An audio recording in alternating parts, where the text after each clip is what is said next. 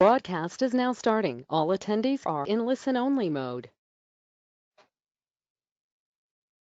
Welcome, everyone. Thank you for joining our webinar today. My name is Tom Roberts, and I am the Vice President of Automotive Mobility for QAD. And today we're going to talk about an industry in disruption and uncertainty and the scenarios that lie ahead. I'd like to quickly introduce my two colleagues that will be doing further investigation for us today in the areas, Etienne Ouvry and Christina Stanford. If you'd like to introduce yourselves. Yes, good morning, good afternoon, everybody. My name is Etienne Ouvry, business consultant in QAD for many years and focusing on in the automotive.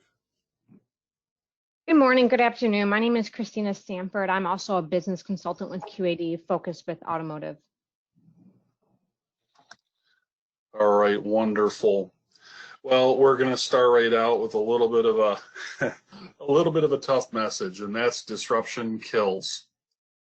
And I think that anybody can see out there today that, companies are going through transformation, a lot of transition, and that actually bears out some interesting statistics.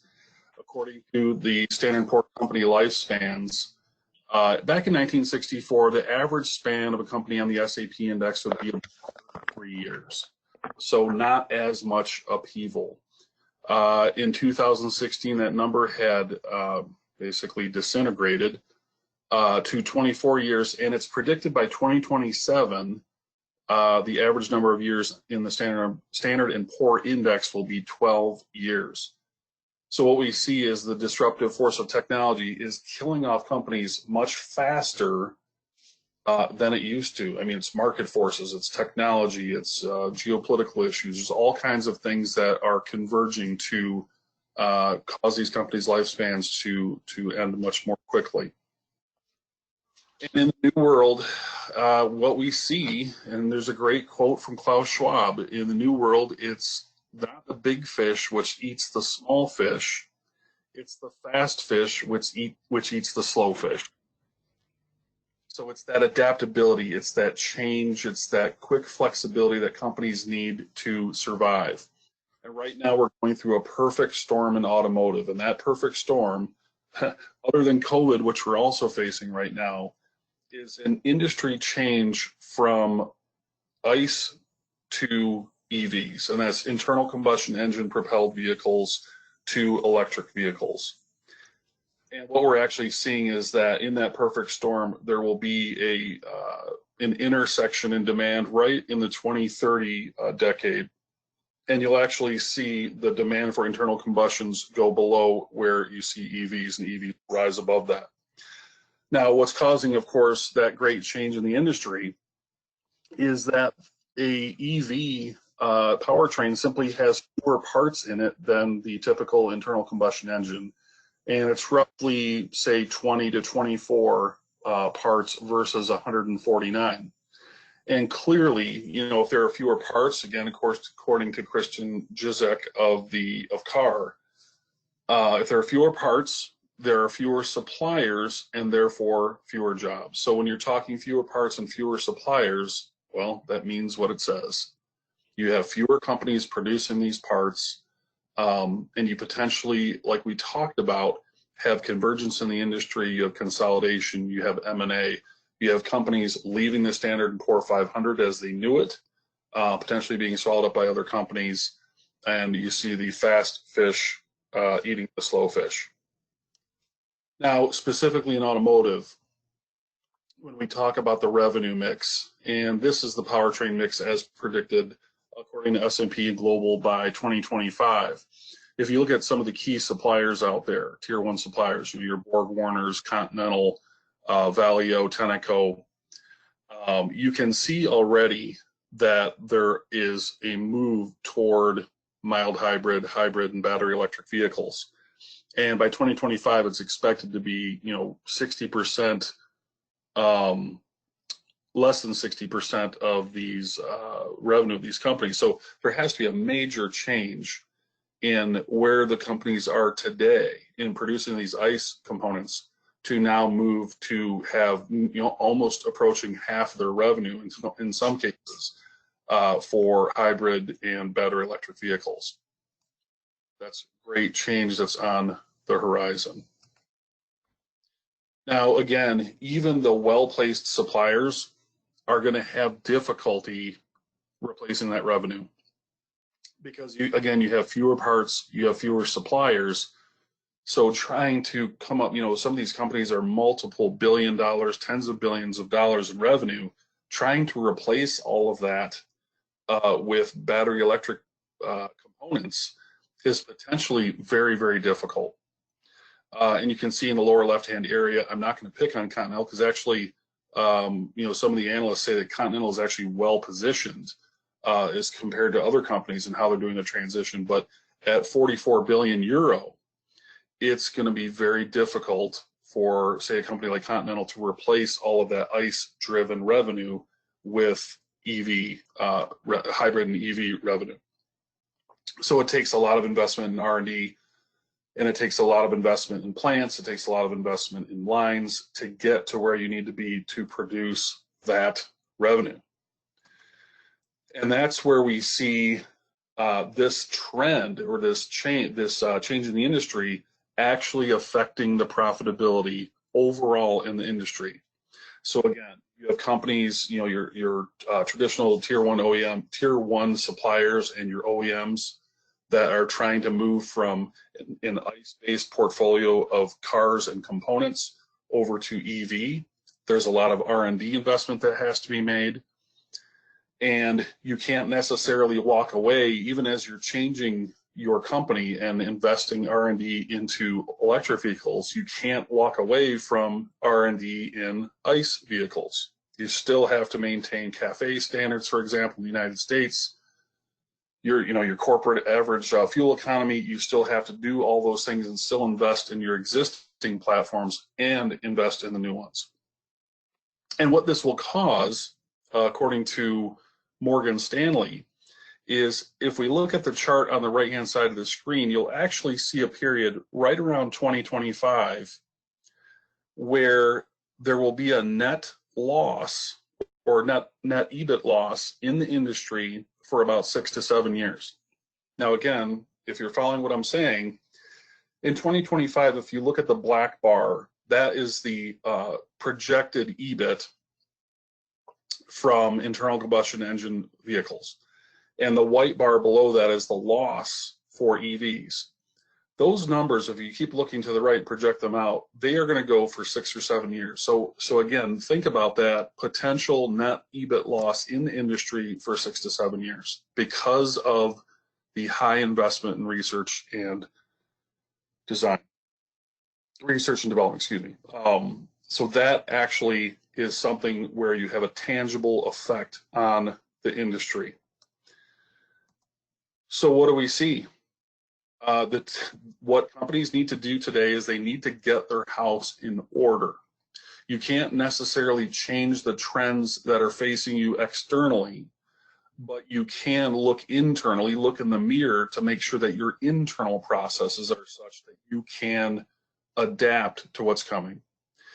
Great quote from Forbes: "One key to surviving in a world of disruption where the external environment is changing at lightning speed is to change the game internally." And what that means is the employment of processes, tool sets, people, expertise that can help your company modify what it does to actually help you absorb these new demand changes. As you have ICE, you may have a lot of ICE business. Even if your technology doesn't change, for example, let's say, if you make interior components, you make a door panel. Well, you're going to have an EV that has a door panel, and you're going to have an ICE-related vehicle that also has a door panel. However, the specific design around the door panel may change because you're going to balance out that ICE vehicle. For example, and I'm just going to pick something out of the air, if, say, Toyota has an ICE vehicle, and they decide not to make an EV-related component of that vehicle, they may have to balance out that legacy vehicle and then create a new one. So even your existing non-ICE related components could be affected. you need to get your house in order by putting the right things in place to be able to adapt, to be able to be flexible, and to be able to move with speed so that you're the one that's eating the slow fish and you're not the one that's being eaten. And that's what we really wanted to talk about today, is talking about the QAD demand planning solution that allows companies to help absorb how these demand changes will affect them. With that, I'd like to reintroduce Etienne and Christina. Take it away. Thank you, Tom. So that's good. We got all the information from Tom about the trends for the future. Let's review together how we will process the data. So first I'm connected to QAD demand and supply chain planning, and connected at the top of ERP, getting the information from ERP, such as what we've shipped, all the shipment history, the product, the production line, all the information I need. And this is the process I need to go through. First, I need to look at the source of information, then the latest trends, the latest sales, vehicle sales, etc. And then I will go for the forecast scenarios. Then looked at the production plant, if I have enough capacity, if I need some extra capacity, and make a decision at that time. And then Christina will review the financial impact and the procurement planning review. Okay, first I'll look at the source of information. This is an example where I'm connected to a website, a car sales base, where I got the latest. Well, let's focus on the F-150 from Ford. And I'm getting all the information from the website about the latest. We've included the ads here. And here, this is the latest sales. So for this June 2020, of the sales of the 150. So it's good to get, all the latest sales from the vehicle. And Tom was talking about the trends on the electric vehicle. This is also an interesting one. The latest sales in a vehicle in June. So we got in June. And you see, you can discover that here you get some country like Germany, where with 6% of the sales, car sales, are full 100% EV, electric vehicle, not hybrid, but 6% electric vehicle. So that's good for the trends, and find out, about what about your production, what would be the trends for the near future. Okay. So I'm at the first step, reviewing, so I can copy the data and paste on the scenarios, different scenarios, getting the information from ERP, what I've shipped in the recent weeks, and then go to the forecast scenario. Okay, so I can go and assign to somebody else a task with a deadline. So, for example, we review every week on Monday all the forecasting scenarios. And then on this task, I can click on it and get access to the screen. Okay, so everything is in memory.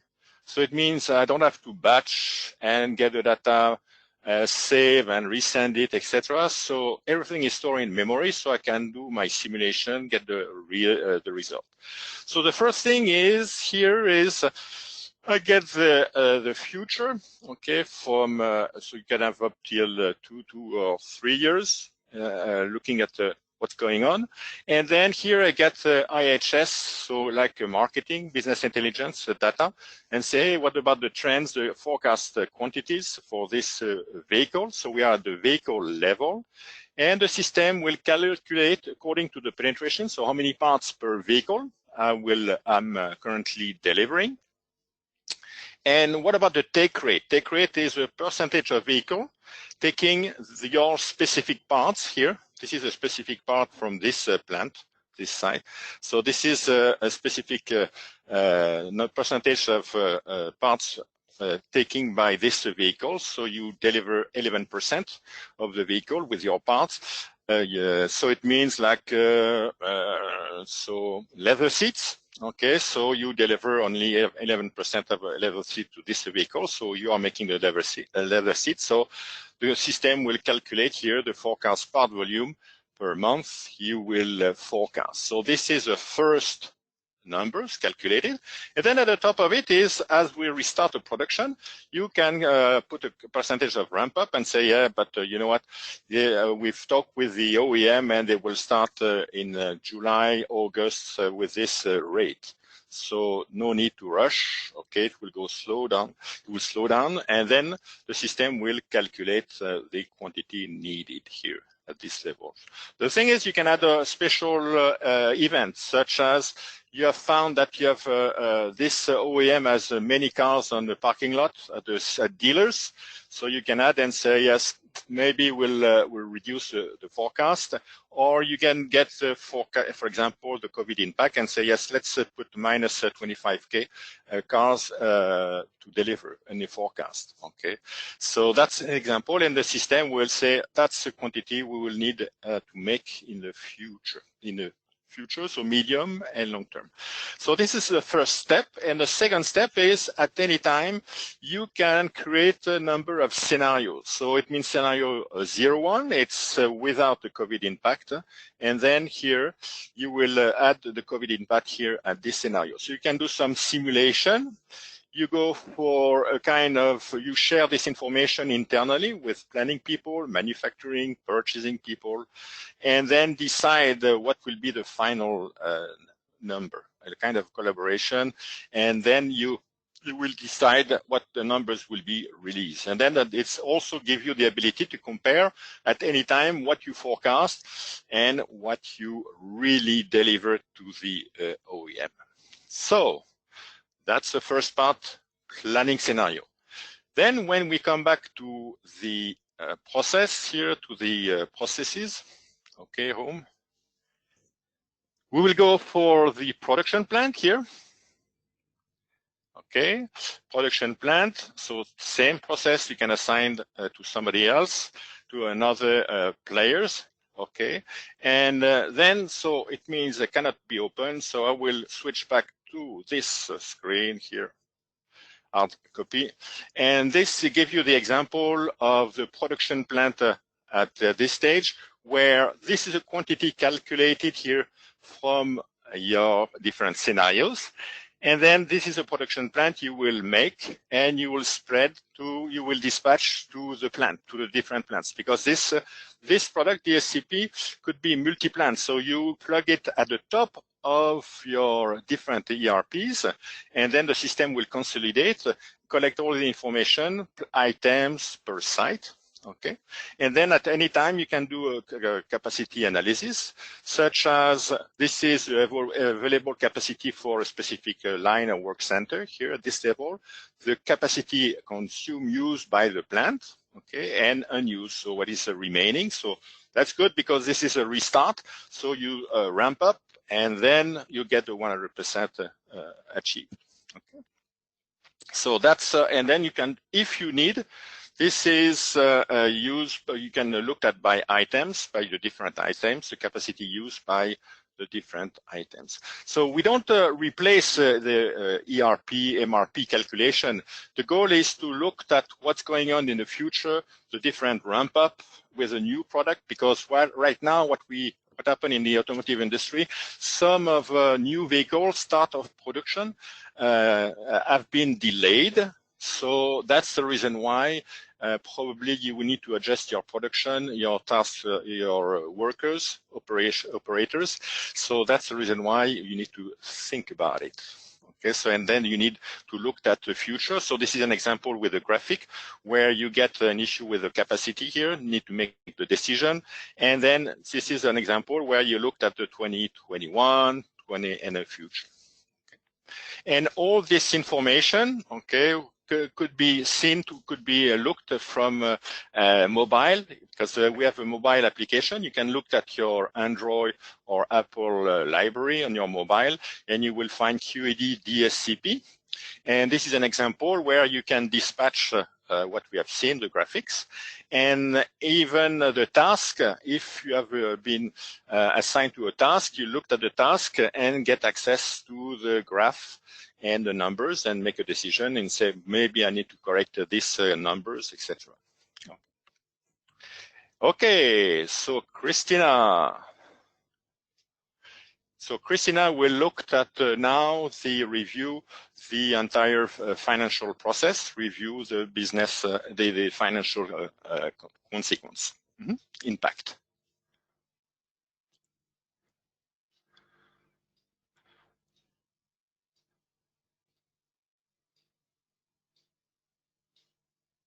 Thanks, Etienne. So I am currently logged in as a corporate controller where I have personalized my homepage to display information that is important to my role. Here is the business process workflow, which includes the tasks that Etienne just walked through and the status of each.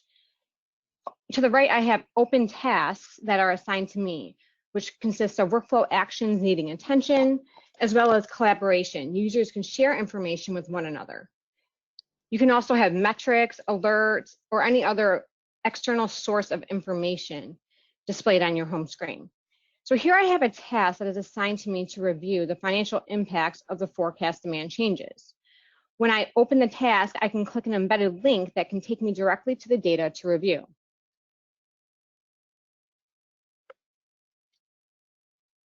Many companies are starting to refocus their priorities for business performance management. They're moving the ability to develop forecasts for multiple scenarios to the top of the list. Uncertainty in the industry leads to volatile and unexpected demand and supply changes, which could increase your operational costs if your organization is unable to adapt quickly to change.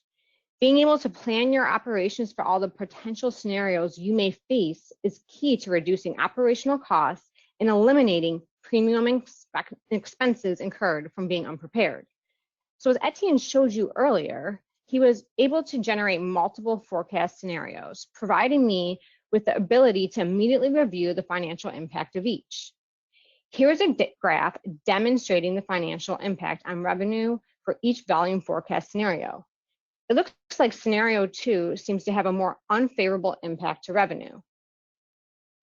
Below, I have the breakdown of the financial impact to both revenue and gross margin, comparing the updated forecast amounts against what was previously forecasted, displaying the monthly impact the volume changes will have on each. The graph to the right visualizes the volume changes where you can see there's a large decrease expected in November, hence the decline in revenue. Details behind those volume changes are below. You are also able to develop production and procurement plan scenarios for each demand forecast. Let's go ahead and review the production and procurement costs associated with scenario 2's forecast. Here's the production plan's monthly cost. It's broken down by the calculated production costs, which are based on labor and machine run rates defined at the item level. It also has variable and fixed overhead costs taken into consideration, inventory storage costs, as well as potential premium freight or penalty expenses based on the plan's forecasted finished goods shortages. Item shortages are displayed as the estimated premium freight expense to expect from delayed shipments. You are able to review the shortage details below and identify their root cause, whether it is from production constraints or lack of component availability. This proactive analysis enables decisions to be made now on preventing bottlenecks in the future. Here's the actual shortage quantity. It appears the shortage is caused by production constraints, which is visualized as missing capacity in red in the grid, as well as on the graph. Alerts can be set up to notify the appropriate users when shortages are forecasted, which you can also easily share this information with a click of a button. Let's go ahead and review the forecasted procurement requirements. Here are the monthly forecasted quantities calculated for each purchased part. You can view requirements by site, regionally, or globally, enabling all purchasing departments, whether they are set up as regional or corporate shared services, or if they are managed by site. The calculated quantities are based off the manufactured parts bill of material requirements where the item is used. You are alerted of any component shortages based on the expected on-hand inventory levels. This enables you to take action now to ensure you have enough material on order to avoid the shortage and any additional expenses it would cause. It also alerts you of potential supplier constraints and can calculate the impact any changes to a supplier's capacity or price will have on your procurement plan. What if you got a call tomorrow saying your supplier has to shut down in August? Would you be able to quickly understand the implications? Here you can update the supplier's capacity for that month and immediately see the effect it will have on your purchase requirements. This alerts you that action is required in order to eliminate the shortage before production is actually affected. The system also calculates your forecasted raw material spend. You can compare your year-over-year requirements and use this as a negotiation tool for price breaks when you have volume increases. The last topic I want to cover is budget plan generation and performance analysis, a process that is typically very manual and time-consuming at both the plant and corporate level. Users are constantly pulling data from various applications and working offline in spreadsheets, resulting in the generation of a budget plan based on historical data, and therefore already outdated upon its completion.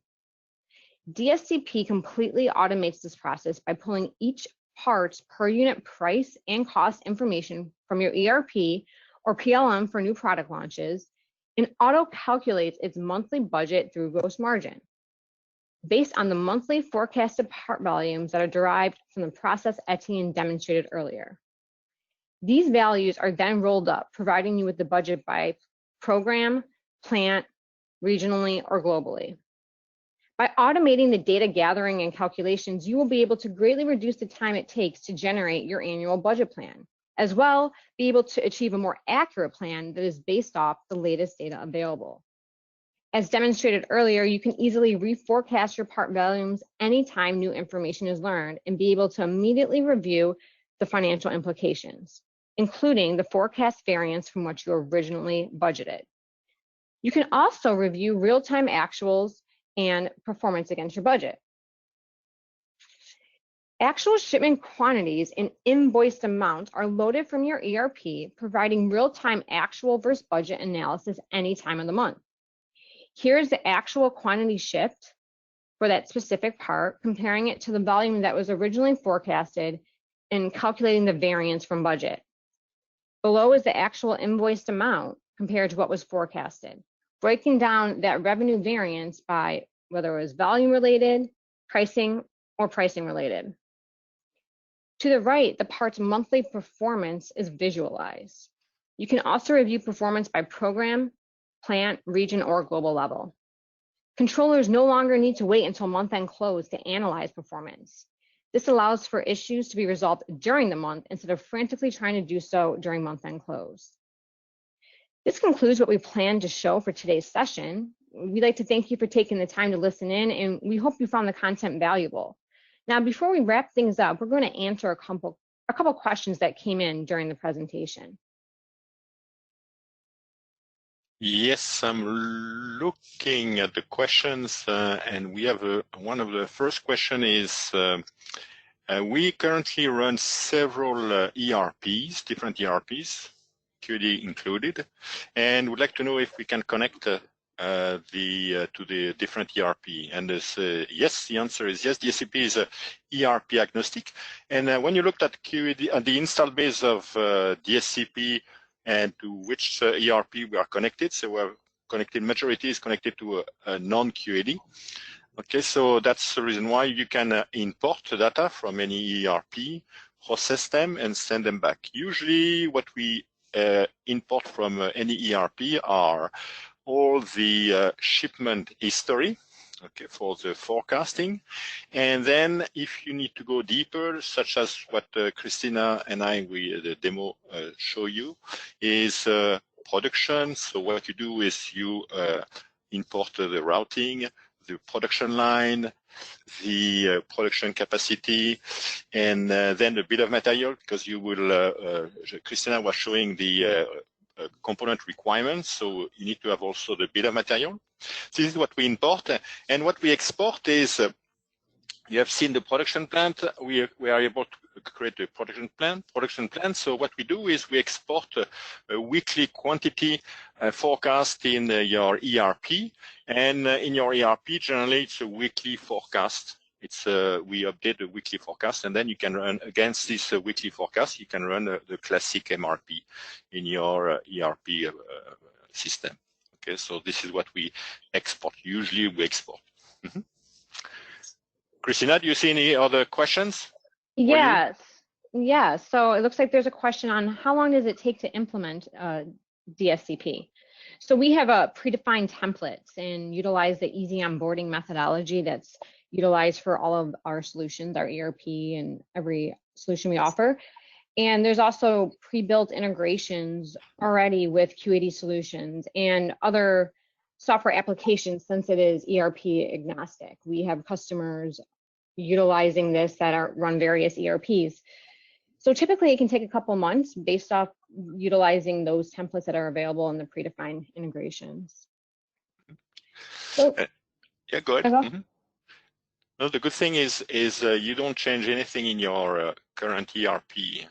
So it means you don't change any setup, you don't regroup any product, any items in the product family or anything. So we just connect to the current ERP, and then we import as it is. And then we export, to a standard transaction, usually, as I said, the weekly forecast. Mm-hmm. All right, well, that wraps up the questions we received. So I'm going to pass it back over to Tom to wrap things up. All right, thank you, Christina. And again, folks, I know that we move swiftly to be respectful of your time, and this is a very powerful tool set. If you're interested in any additional information, please contact us. If you want to see more about the tool set, you want to understand more about the processes and processing behind it, contact us for more information. Again, my name's Tom Roberts, so my email is there. Etienne and Christina's information is also there. Please feel free to reach out to us at your convenience. Again, thank you for joining today's webinar, and we look forward to seeing you in the future. Thank you. Thank you. Bye-bye.